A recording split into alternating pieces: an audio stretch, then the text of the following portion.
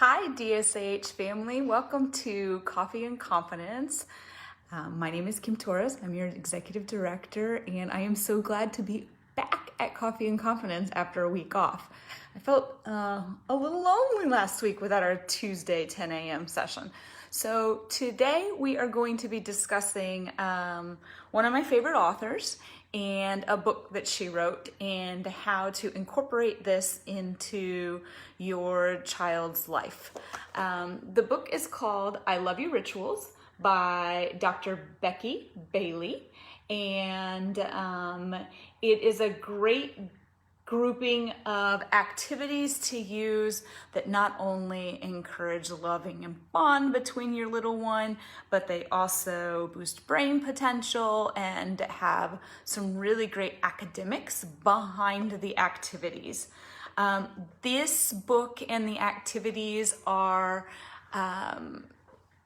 going to be appropriate for young kids. My son particularly liked them when he was a little, so toddler 2, 3, 4, he really liked them. I will say that there are a couple of them though that we still do every time we need a moment. So watch, I'm going to go through a couple of them. I hope you buy the book and use them at in your house as well. I'm sure you can even Google these things online and find similar activities. But the premise here is we're going to spend time with each other. We're going, or with your kiddo, we're going to practice language skills, and we're going to boost our brain ability through the skills we're learning and the loving relationship that we're building with our kiddos. So the first one, if you're just turning in, we're looking at I Love You Rituals by Dr. Becky Bailey. Really great book. You don't have to read it cover to cover. You can just kind of pick and choose through the activities that you like to do. So the first one that we're going to work on today is called 3 Blind Mice. And it is based on the 3 blind mice that we all grew up on, except no one's getting their tail cut off with a butcher knife. One of the things Dr. Becky Bailey does in this book is take nursery rhymes that typically are, either the mice are getting their tails chopped off or we're all dying from a disease and London Bridge is falling down. She takes them and turns them into positive situations.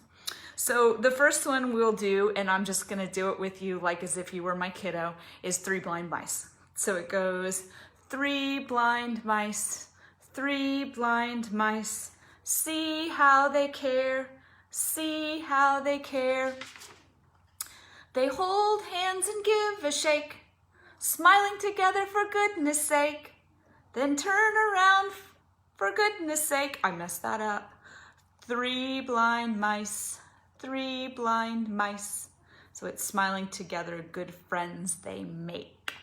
Okay, so all of her activities have a combination of the rhyming, well, not all of them, but they have a combination of the rhyming, the singing, which we know our kids love, the movement, which includes ability to work on physical therapy skills, occupational therapy skills, and then it's got those social skills embedded into it to make eye contact and smile at each other and to shake hands appropriately, and sign language. I don't know if you noticed, but I did my 3 this way instead of my 3 this way. This is easier on your hand. Try it right now. You can just feel the difference. And for our kiddos, this is an easier way to show 3. It's also the American Sign Language way of doing it. So let's go through it again, okay? It goes 3 blind mice, 3 blind mice, see how they care, see how they care. They hold hands and give a shake, smiling together, good friends they make. They're turning around for goodness sake. 3 blind mice, 3 blind mice. And there you go. Thanks for joining. I'm sorry I have to listen to my singing voice, but great way to just quickly embed OT, PT, speech, social skills, and bond with your kid all at the same time. Okay, so our next one is one that we were really fond of as kids. And I'll tell you, obviously you can't go right now because most of our places are closed, but we used to go to little activities at our local library where we would get together with other moms and kids and be able to do these activities together as well, which was great for Hayden because then he could see that other people did them as well.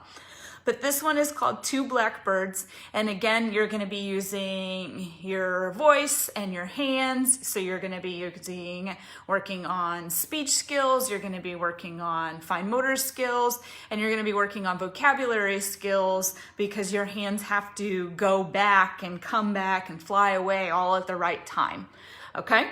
So this one is called Two Blackbirds. So it goes, two blackbirds sitting on a hill, one named Jack, one named Jill.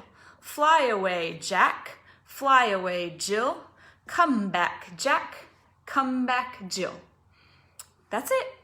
And little kiddos love that. I bet if I brought my 9-year-old in here right now, he would get excited about it. If you want to make it a little bit harder, you can start crossing that midline. So you can start like this, Jack and Jill are crossed. Crossing the midline is a hard skill for our kids. And so then you can have two blackbirds sitting on a hill, one named Jack and one named Jill. Fly away, Jack, fly away, Jill. Come back, Jack, come back, Jill. There's short-term memory components to that as well. You got to remember which one's Jack and which one's Jill. You can't just fly away whichever bird you want.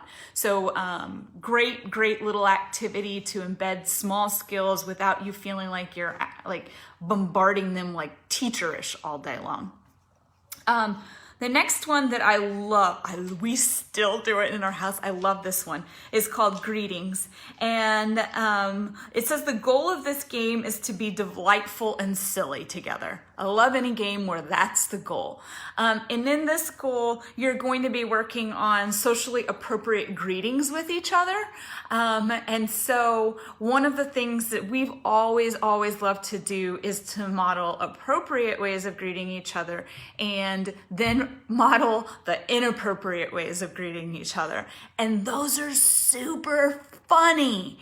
And Hayden, my son with Down syndrome, will memorize those and keep those in his head forever because he knows those are just funny and you're not supposed to do it. So in this game, when your kiddo comes back from school or they come, maybe they're just walking downstairs from being upstairs, you do the standard like, hi, how are you doing? Where you shake hands. And then you can do it a funny way. Instead of saying, hi, how are you doing? Making eye contact and shaking hands firmly, you stare at their feet and say, hi, how are you doing? And try to pick up their foot to shake it. Or stare at their elbow and say, hi, how are you doing? And then try to shake their elbow. And it becomes like a rolling, fall on the floor, laugh out loud, hilarious session of inappropriate ways to greet people. And this is really how we taught proper greetings, is the modeling of the correct and the incorrect ones. And therefore, we now can greet appropriately. We can do a handshake and a hello. Typically, it's still followed by a little hug, but we're getting more to that socially appropriate, like side hug instead of the big, let's give everybody that we know, including the people we don't know, big bear hugs. And there's the debate over whether, we should be stopping our kids from bear hugging people all over the place. I tend to err on the side that, there's a safety issue if you're bear hugging everybody. And so we've worked on that little side hug type of thing, as a median way of making him happy with his ability to hug, but we're still not giving the biggest hug ever to every stranger we meet in the store. Okay, so my last one on here is I pulled up is Row, Row, Row Your Boat. And it is the same row, row, row your boat gently down the stream, merrily, merrily, merrily, merrily, life is but a dream. But in this version, there is that you sit with your kiddo and hug them, and you either rock back and forth or you rock side to side, and you slow down the song, you make it calm, and you do some of that proprioception work of moving back and side to side and back and forward. I did a lot of reading when Hayden was younger about how, in utero, our kids get so used to us moms walking side to side that is actually a very calming activity as they get older as well. And it can really help our kiddos just regulate emotions and connect with us. So I'm gonna end today with one of we don't do row, row, row your boat in our family, but the I love you ritual that we do is an I love you, you love me type of thing, that song. And we still do it. Both of my kids, my son with Down syndrome and my neurotypical kid, we started this I love you ritual at a very young age before they even understood what we were doing. And even today, when they're having a moment, which we are all having a lot of lately, this is the thing that they come and ask for. So we have, I guess my book can be Hayden.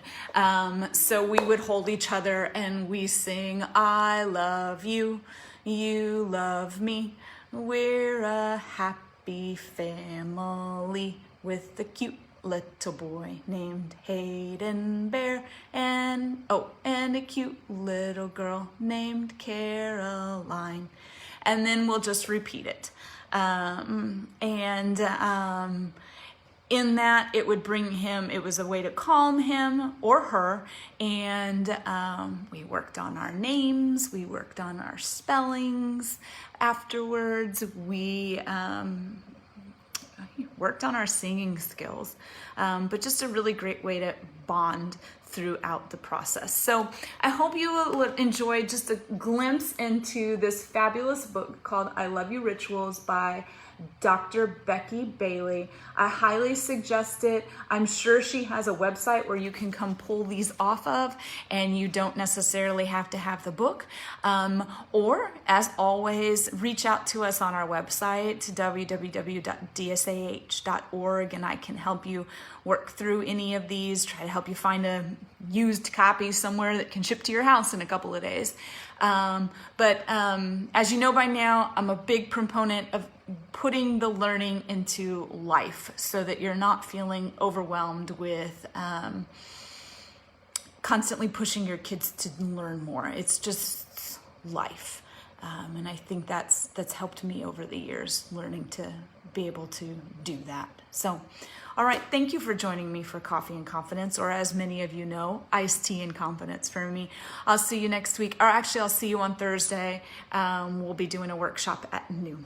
Okay, bye guys.